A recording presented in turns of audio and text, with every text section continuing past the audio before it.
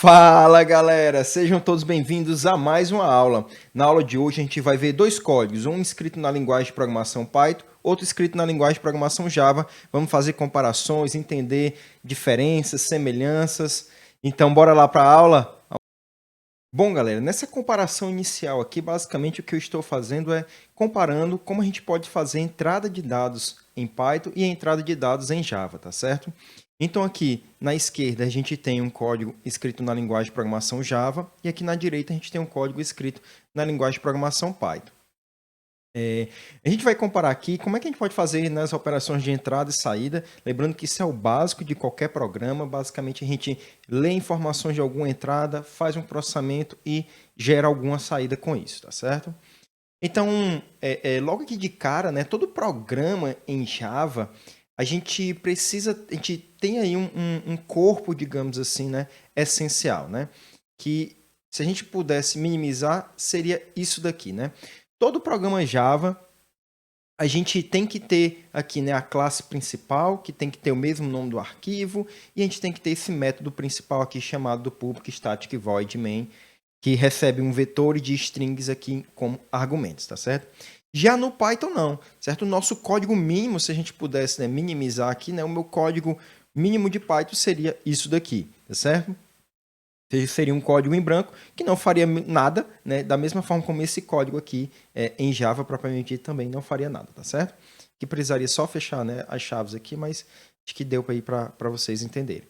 Certo? Esse seria, digamos, o mínimo, né, que ambas as linguagens cada uma precisa para a gente poder executar algum programa, tá certo? Mesmo que seja um programa que não faz absolutamente nada, tá certo? Então deixa eu voltar aqui. Então, para a gente imprimir, né, a gente colocar alguma coisa na saída padrão do sistema operacional, normalmente ali o terminal, o console, né?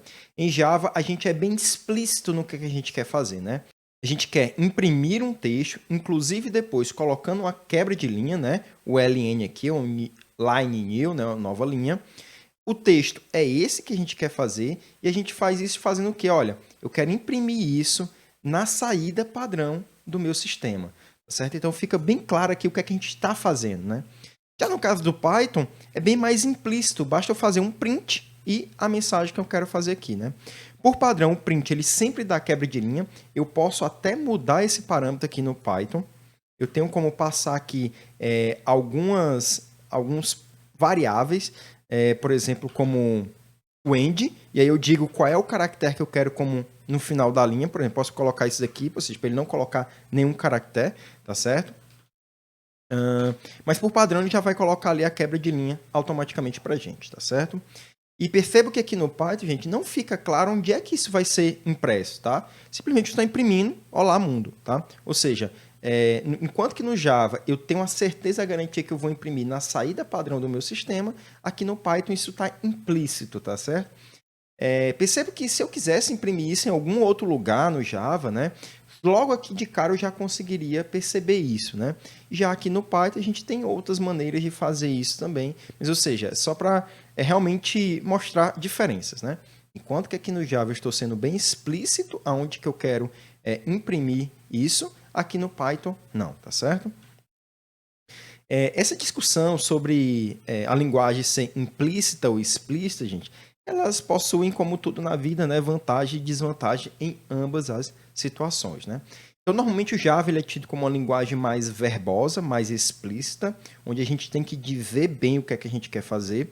E o Python não, é uma linguagem mais implícita, uma linguagem mais enxuta, certo? E quando a gente...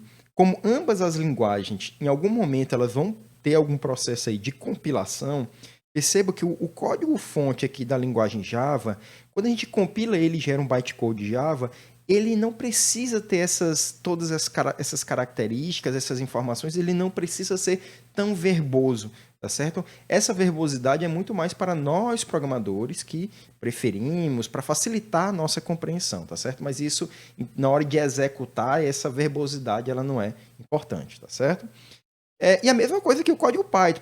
Python também é uma linguagem que vai também gerar o bytecode, depois a máquina virtual do Python é que vai fazer essa interpretação desse bytecode. Só que esse processo ele é meio que transparente, né? Quando a gente vai lá no terminal e digita Python, o nome de um arquivo .py, né, o arquivo Python, existe esse processo de geração do bytecode e de meio que guardar isso em cache para não precisar ficar fazendo isso o tempo todo. Só que isso é, mais uma vez, implícito. Eu não preciso pedir para o Python fazer isso para mim, tá certo? No caso do Java, não. A gente tem que toda vez compilar, gerar o bytecode e depois executar o nosso programa, tá certo? Para a gente fazer a leitura de dados em Java, a gente precisa importar aqui essa classe que está dentro do pacote útil, dentro do pacote Java, a classe scan, né? Que ela facilita muito esse processo de leitura de dados, tá?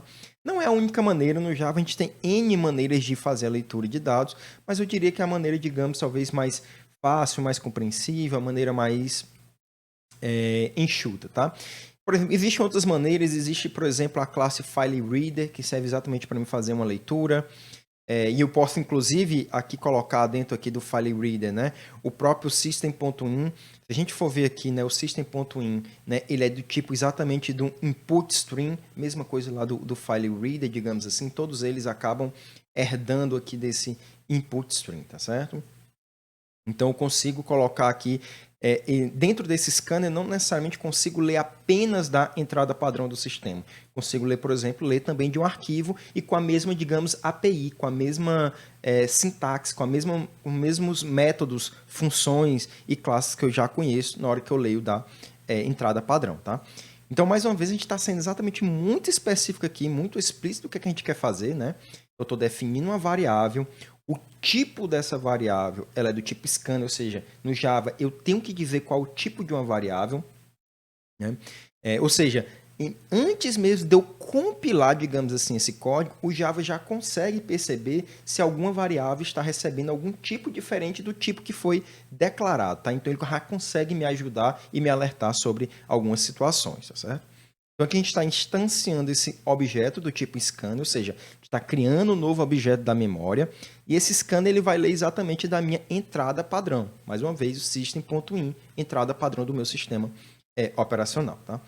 Quando a gente faz isso aqui, quando a gente executa essa linha 6 no Java, a gente simplesmente está criando um objeto. A gente ainda não fez nenhuma leitura, a gente apenas está preparando o nosso programa Java para, no futuro, a gente fazer realmente alguma leitura de dados da entrada padrão do sistema. Já aqui, no Python, nem preciso declarar isso, né? Simplesmente isso já vem, digamos, por padrão. É como se o Python já abrisse a entrada padrão para mim e já deixa ali no ponto, ali já encapsulado, digamos assim, globalmente, digamos, ele já preparou isso para mim, tá certo? Então, mais uma vez, Python muito implícito, né? E o Java sendo mais explícito. Se a gente pudesse, digamos assim, se a gente fizesse um comparativo, tá, gente? Bem digamos assim, esdrúxulo. Se a gente executasse esses dois programas, a gente vai ver que, digamos assim, que o código que vai ser gerado para eles é muito próximo, tá certo? Acaba que não tem muito como a gente comparar, porque a máquina virtual do Java, ela gera o bytecode, digamos assim, o bytecode que ela entende em um formato e o Python em outro formato, mas se a gente pudesse, digamos assim, colocar um microscópio dentro, digamos, do nosso processador e analisar minuciosamente o que é que está acontecendo, elas teriam comportamentos parecidos, tá certo? Então, isso é que é, digamos assim, que é o mais importante. Talvez o Java acabasse criando, alocando outros objetos, outras coisas na memória, o Python vai fazer outro tipo, mas é como se fosse... se a gente realmente pudesse, né, ver assim, fazer uma compilação direta para uma mesma linguagem, digamos, né, a gente ia ter que o que eles iam gerar ia ser algo muito parecido, tá certo? Então, para a gente ler uma linha completa em Java, né, a gente simplesmente faz aqui, né, o teclado.nextLine, né, então isso daqui eu estou lendo uma string grande que inclusive tem caracteres de espaço, até ele encontrar uma quebra de linha, ou seja, o /n, certo? E a gente está colocando isso dentro de uma variável, né, chamada nome completo, que é do tipo string. Ou seja, sempre o teclado.nextLine ele vai ler uma string para mim. Beleza? Já aqui no Python, se eu quero fazer essa leitura, eu simplesmente tenho aqui a função input. A função input ela faz exatamente a mesma coisa aqui que o teclado nextLine. Eu vou ler a linha inteira até eu achar uma quebra de linha. Tá certo? Então, se a gente quisesse, né, ler o nome completo em Python, basta colocar input, abre e fecha parênteses. Lembrando que no Python não preciso dizer o tipo de uma variável, mas todas as variáveis no Python elas possuem tipos, tá certo? Apenas que essa tipagem ela é implícita, mais uma vez, tá? Então o Python, em tempo de execução, ele vai definir o tipo dessa variável, tá? Vantagens que a gente não precisa ficar, né, colocando os tipos. Muitas vezes no Java, isso daqui, ó, por exemplo, é muito chato. Né? Porque, poxa, se eu estou criando aqui um novo scanner, é óbvio que essa variável aqui ela tem que ser do tipo scanner. Né? Até tem aí umas... a gente pode criar isso daqui no Java.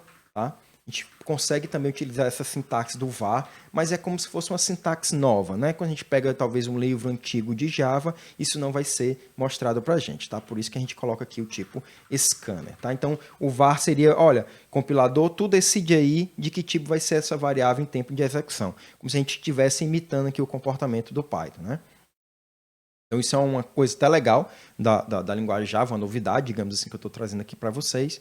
Mas talvez aí, sim, quem pegar um Java mais antigo, né, isso não vai funcionar. Desvantagem, gente, da gente ter um tipo implicitamente, né, o tipo definido implicitamente, é que quando eu faço aqui, por exemplo, um nome completo, beleza, o nome completo é realmente uma string. Mas se eu faço isso daqui, por exemplo, ó, num minúsculo, né, se eu faço isso daqui, ó, num recebendo tipo input, então, isso aqui, por mais que o nome da minha variável remeta a um número, né? Seja um número de ponto flutuante, seja um número inteiro, o input ele sempre vai me retornar uma string. E é aqui onde pode começar a ter problema quando a gente está falando de tipos implícitos. Muitas vezes a gente pode acreditar que uma determinada função ela está recebendo um tipo de dado, enquanto que na verdade ela está recebendo outro, e isso pode gerar bugs que nem sempre vão estar ali explicitamente na nossa cara, digamos assim. Então, às vezes a gente pode perder um tempo procurando um erro, achando que o problema está em outro lugar, e quando vai ver, a gente simplesmente passou uma variável de um tipo errado para alguma função e etc. Tá? E aí o Python não vai nos ajudar nesse sentido, tá certo? A gente até pode também, o Python também tem suporte a como a gente definir um pouco esses tipos, né, digamos assim, mas por padrão, digamos assim, vamos pegar mais uma vez também o Python antigo, né, ele não tinha isso, né? Então percebo, gente, que quando a gente fala de linguagem de programação, acaba que uma linguagem de programação tenta, digamos assim, pegar partes boas das outras linguagens de programação, né? Então tanto o Java evoluiu para ter, por exemplo, a tipagem implícita, como o Python evoluiu para ter a tipagem explícita também, né? Então isso é muito curioso, essa movimentação, quando a gente fala de evoluções de linguagem. Então eu vou voltar aqui para a variável nome completo, né? Então, belezinha. Então, mais uma vez aqui, é como se essas duas linhas de Python são equivalentes a essas linhas aqui do Java, tá? Ambas estão fazendo a mesma coisa. Se a gente quiser ler uma string em Java até encontrar, por exemplo, algum caractere de espaço em branco, até encontrar, por exemplo, a gente quer só ler realmente um nome, ou muitas vezes um único caractere, né? A gente pode fazer exatamente o teclado .next, né? Se eu quero ler um único caractere, poderia até fazer aqui o char et, né? E dizer exatamente no índice 0 aqui, ou seja, eu quero ler apenas o caractere que está na posição 0 dessa string que vai ser lida, né? Eu iria ler um único caractere. Isso aqui, na verdade, inclusive, me retornaria um char, né? Ou seja, um único caractere. Beleza. Então, no Java, se eu quero ler apenas uma palavra, né, até um espaço em branco, até uma quebra de linha, até um caractere de tabulação, eu utilizo o teclado .next. Aqui, no Python, eu não tenho essa opção, tá certo? Eu sempre tenho que ler a linha inteira aqui como input, tá certo? Eu não consigo dizer para ele, olha, lê até aqui, tá certo? Então, eu tenho que ler tudo. E aí, se eu realmente preciso fazer essa leitura, o que eu tenho que fazer aqui é quebrar essa entrada, ou seja, aí eu posso dizer como eu vou quebrar essa string, ó, onde tiver espaço em branco, eu quero que você quebre essa string. E aí essa função de quebra, que é a split, ela vai me retornar um vetor de outras strings, tá? Eu vou abrir aqui o terminal para vocês, para mostrar um pouco sobre isso, ó. Então, sempre, se eu digitar aqui Python, né? Então, sempre que eu tenho aqui uma string, vamos botar aqui Dan Luciano de Menezes.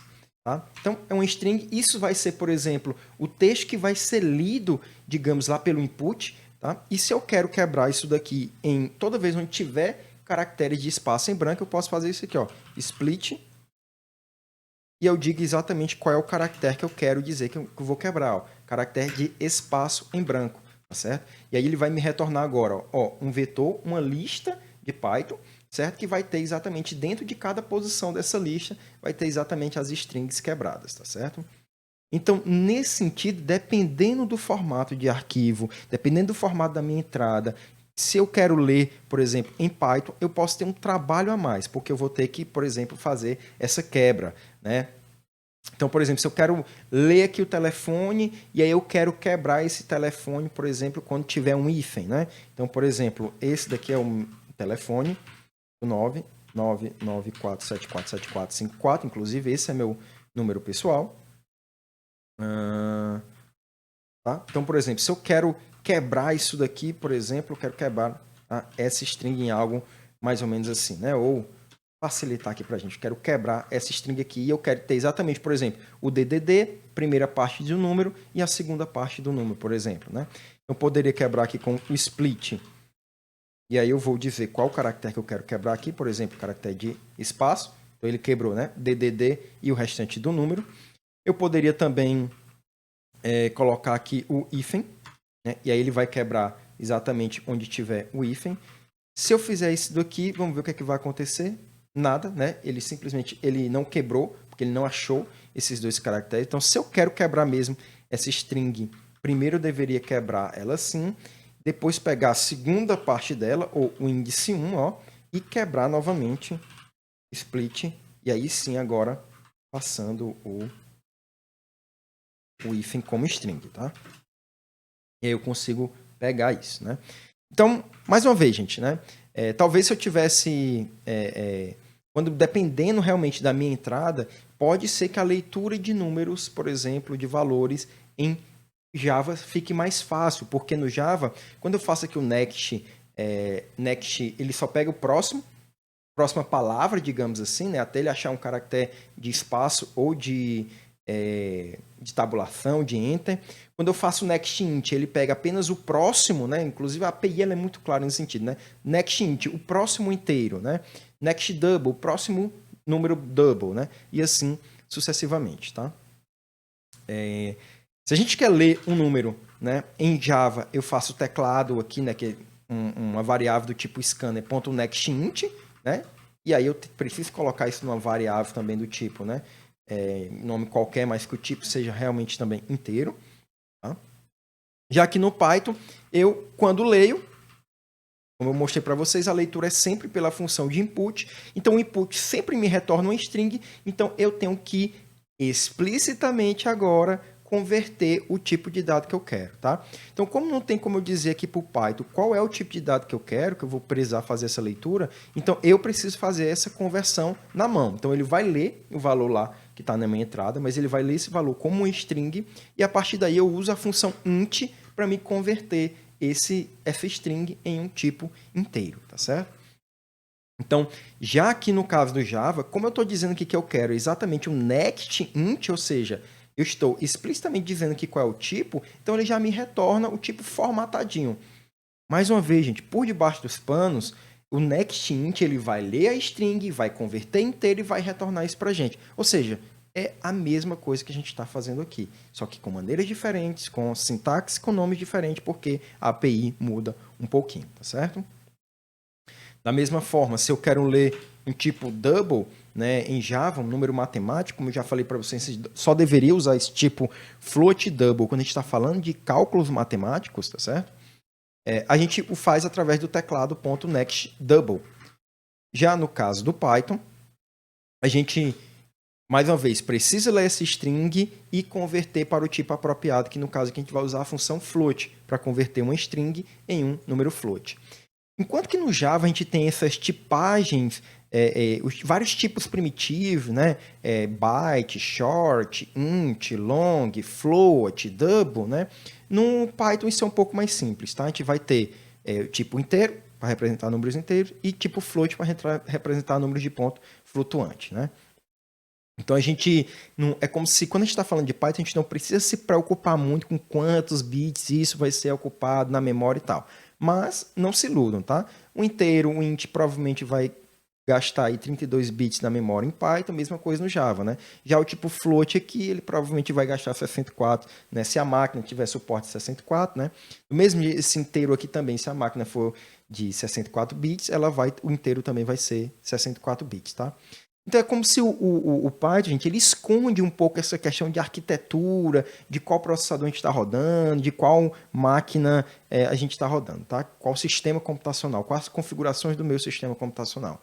Já que no Java não, né? A gente precisa dar essas dicas para ele, digamos assim, otimizar, usarem melhor a memória, né? Então pode ser que um programa aqui em Python ele acabe gastando mais memória do que o necessário do que um programa em Java, tá? Isso vai depender mais uma vez aí de características de programa para programa e assim sucessivamente. Mais uma vez, nesse caso, né, se eu estou querendo praticidade, o Python vai ser muito mais prático. Mas se eu estou querendo realmente extrair o máximo de recursos que a minha máquina tem, talvez o Java seja mais recomendado, tá? Então, beleza, a gente já viu aqui como é que a gente pode fazer, né, a leitura de números matemáticos, números com casas decimais, com pontos flutuantes, né? A forma como a gente define aqui, né, um booleano, percebo que em Java eu posso definir aqui uma variável do tipo booleano, né, e não atribuir nada para ela, né? Em Python eu também consigo fazer isso, mas a gente precisa, quando a gente define uma variável, a gente tem que passar algum valor para ela, tá certo? Até dá para fazer aqui sem definição de tipo, mas por padrão ela vai receber exatamente esse tipo none, tá? Mas o que eu quero dizer é que isso daqui não é possível, tá certo? Eu não consigo simplesmente dizer o nome de uma variável e não fazer nada com ela, né? Eu tenho que atribuir alguma coisa para ela, nem que seja o none, que o none teria a equivalência aqui no Java de nulo, né? Então, quando eu faço daqui, né, maior de idade, por padrão o Java vai colocar um valor, né? Inclusive, se eu não me engano, acho que é um valor false, tá certo? Opa, igual não, igual, né? Igual a null. Então, e aqui eu teria como se fosse o mesmo comportamento mesmo, né? Então, no Python, o none está para o null do Java, tá certo? Então, são equivalências. Se a gente quer fazer aqui uma comparaçãozinha, um if, a gente vai começar aqui a entrar nas primeiras diferenças aqui, que são muito, digamos assim, diferentes, muito diferenças diferentes, né? Mas que é muito gritante. Quando a gente vê, a gente já começa, né? E aí tem gente que ama, tem gente que odeia, mas enfim, vamos aqui como é que a gente pode fazer uma estrutura de condição, bem simples, tá? Então, enquanto que no Java aqui, né, eu preciso colocar if, né, abro parênteses, esses parênteses não são opcionais, eles são obrigatórios, tá? E eu vou comparar, ou seja, fazer uma expressão booleana que me retorne verdadeiro ou falso, né? Então, no caso aqui, ó, idade maior ou igual a 18, se isso for verdade, eu entro dentro desse bloco de código aqui, ó, que está definido pelo abre e fecha chaves. Se não, eu vou entrar, eu vou executar esse bloco de código aqui que está definido entre esse abre e esse fecha-chave desse else, tá certo? Já que quando a gente vai para o Python, a gente tem as primeiras diferenças. Primeiro que o if, a gente não é obrigado a colocar o abre e o fecha parênteses. Isso dá uma característica como se o if fosse mais simples, digamos assim, no Python, né? Que eu não preciso me preocupar com esses parênteses. Posso colocar também, tá? Não tem problema nenhum. O Python não vai dizer que está errado, porque eu estou fazendo isso daqui, tá certo? Mas eu não preciso, isso não é obrigatório. Obviamente, quando a gente tem um if muito complicado, é interessante a gente continue colocando esses parênteses para a gente entender quais são as comparações, né? Os termos, as partes de cada comparação. Uma das diferenças gritantes assim, do Python, gente, é que no Python a gente não tem o abre e o fecha-chave.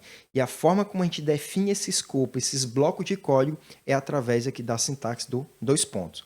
Então, eu coloco dois pontos e obrigatoriamente eu tenho que dar uma indentação, tá certo? Obrigatoriamente eu tenho que ter essa indentação. Se eu faço esse código assim, ó, sem indentação, o Python vai dar um erro para mim, dizendo que ele espera aqui um bloco. E ele identifica um bloco como? Depois que ele acha dois pontos, né, um caractere de dois pontos, a gente obrigatoriamente tem que dar a indentação, tá certo? Já que no Java não, a gente poderia ter esse código dessa maneira aqui e ele não estaria errado, tá certo? Por que eu disse que isso daqui tem gente que ama, tem gente que odeia, né? Bom, a galera que ama meio que defende que quando a gente E quando a gente dentro do nosso código ele vai ficar mais legível, né? Ele aumenta a legibilidade, fica mais fácil outra pessoa olhar para o nosso código e entender. Nesse ponto, o Python ainda obriga que a gente mantenha uma coerência, um padrão de indentação. Para ele não está muito preocupado se a gente vai utilizar, por exemplo, 2 caracteres de espaço, tá? Ou um caractere de tabulação, para ele não importa, tá? O que importa é, uma vez que você definiu o que é que significa um bloco, você deve manter essa coerência, essa consistência durante todo o seu programa, né? No caso aqui, ele está colocando automaticamente 4 espaços, até porque o meu editor aqui está programado para isso, ó, mas a gente poderia mudar esses valores aqui sem nenhum problema, tá certo? Então, como a gente está forçando que o programa tenha uma consistência, todo o código, digamos, válido em Python, ele meio que já vai estar organizado, indentado, tudo dentro dos padrões, tá? Se algum código tiver um probleminha de espaço, ele já vai dizer que está erro, vai dar erro e não vai conseguir executar o nosso programa, tá? Já aqui no Java não, né?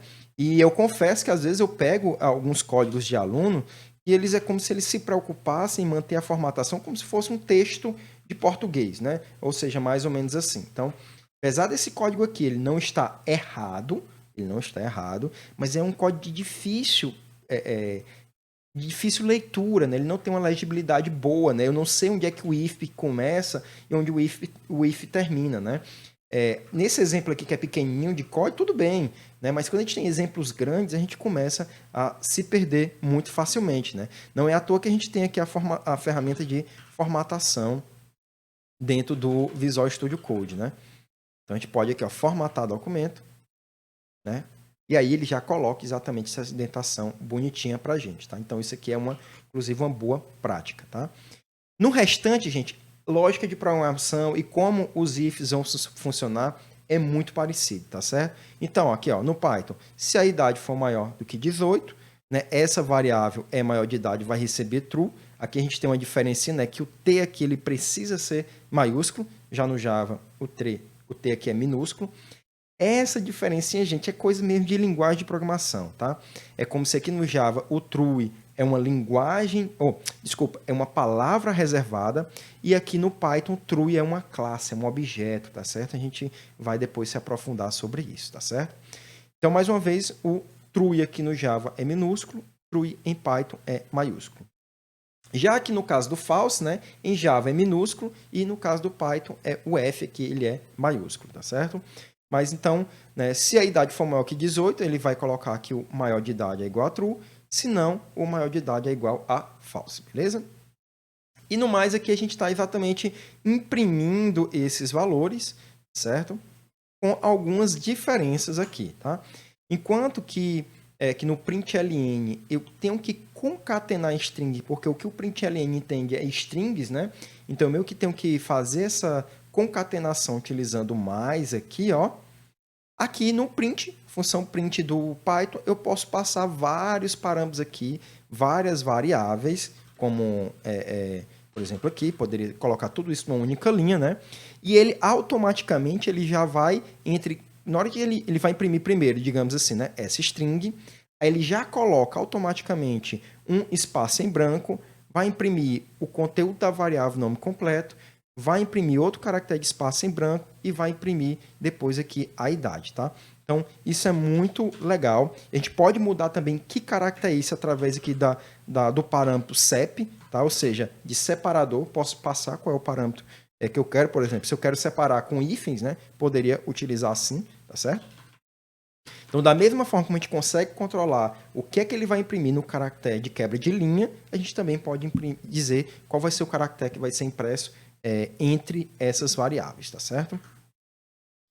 Já aqui no Java, não, a gente meio que tem que colocar, né, esses espaços em brancos aqui, digamos assim, na mão, tá certo? Então é como se o Python aqui, ele tenta ser um pouquinho mais esperto, ele ajuda a gente, olha, qual é o comportamento padrão? O que é que normalmente a gente coloca? A gente não sai colocando esses espaços aqui antes, né? Então vamos colocar logo como padrão e dar permissão para o usuário mudar depois, tá certo? Então, implicitamente, esse é o comportamento padrão, mas você pode mudar se você quiser, tá certo?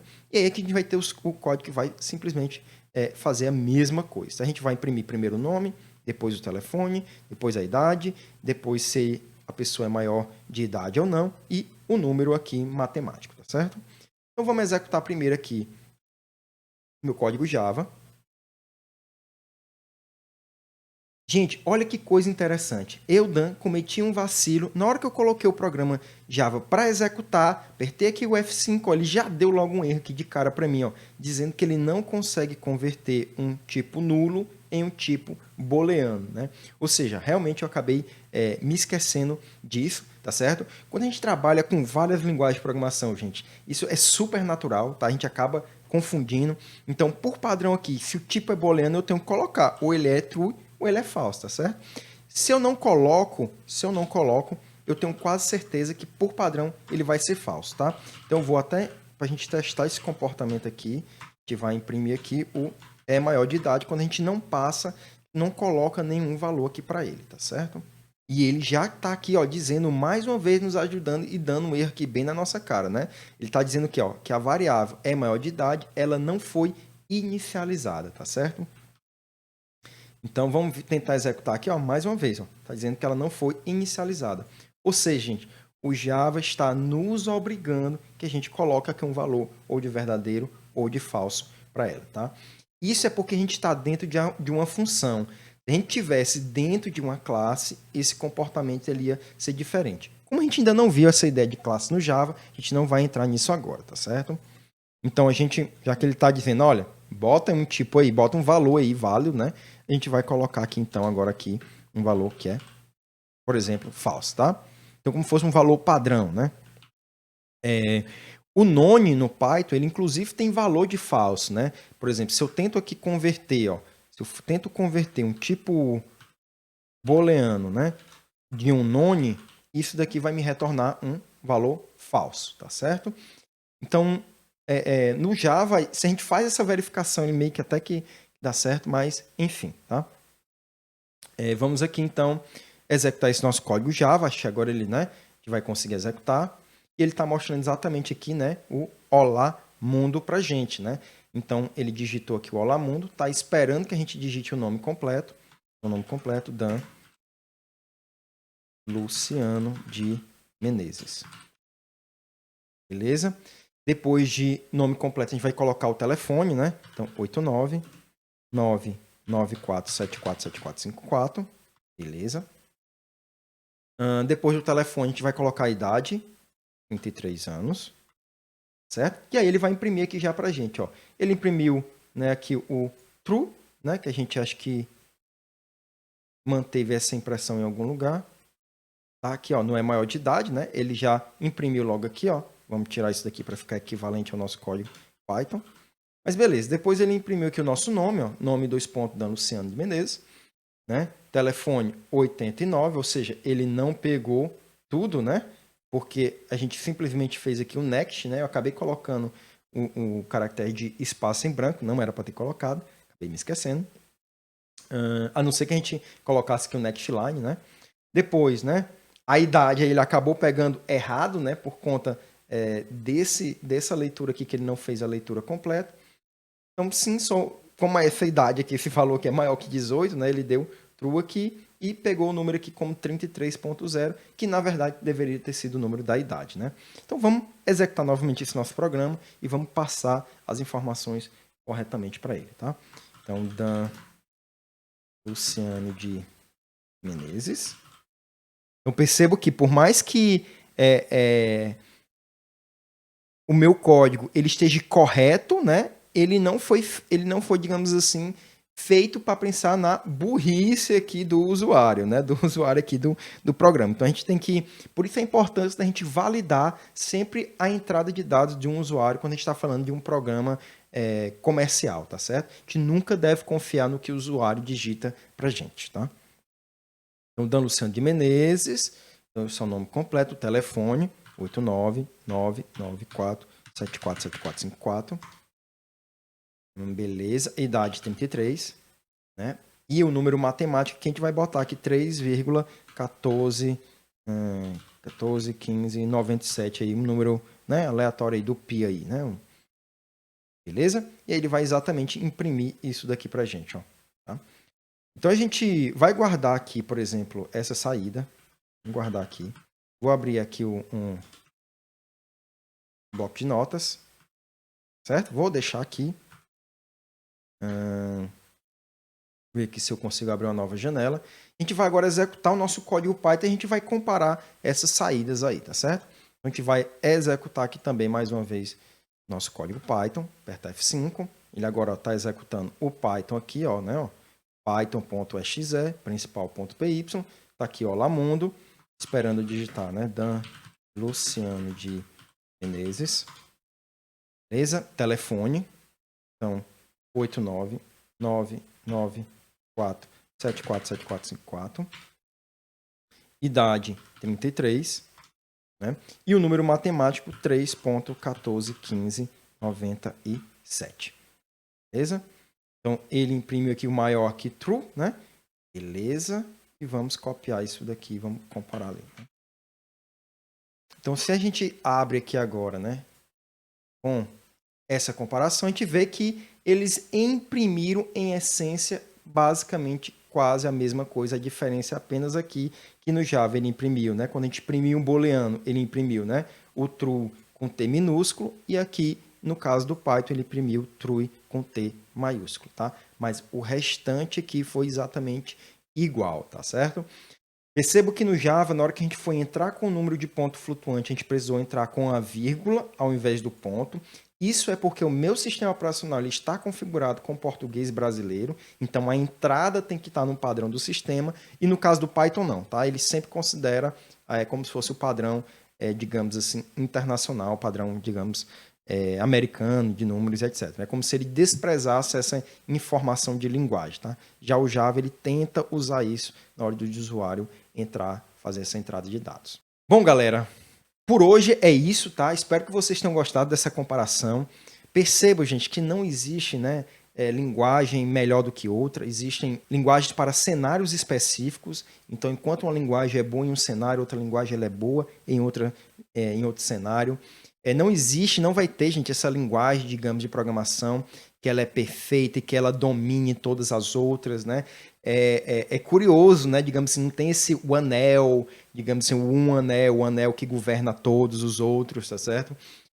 Todos os dias nascem linguagens, digamos, de programação, todos os anos tem linguagem de programação que fazem um boom, digamos assim, no mercado, que mostram várias características legais, mas a gente continua ainda até hoje utilizando as linguagens de programação, por exemplo, das mais antigas, das mais novas, e misturando e combinando, e uma linguagem vai pegando coisa uma da outra, e a gente vai evoluindo da forma como a gente consegue se expressar, se comunicar com o nosso computador e com o mundo, tá certo? Galerinha, por hoje é só. Um beijinho no coraçãozinho de vocês. Fiquem com Deus e até a próxima.